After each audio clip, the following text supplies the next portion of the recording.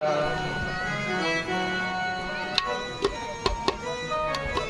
देवाने भक्तींचं वर्णन केलंय महाराज.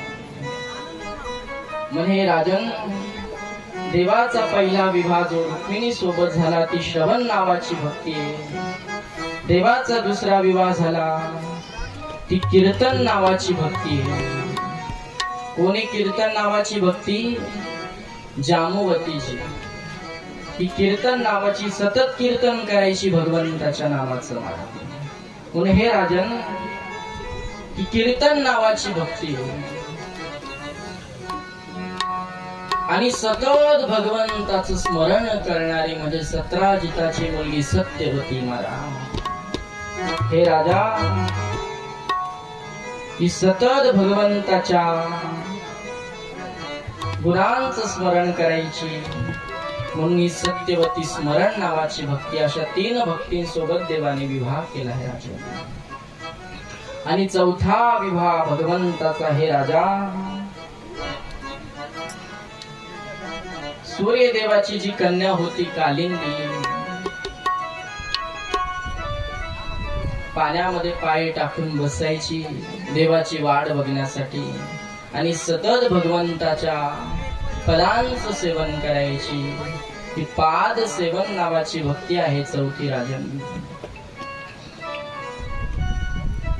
सूर्यदेवाने सांगितलं होते की दिवस तारणहार येणार, अर्जुनाशी संवाद होतो हिचा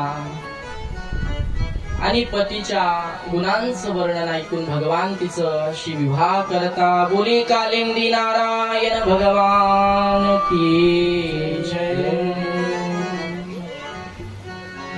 4 भक्तीचं वर्णन राजा भगवंताने केलंय.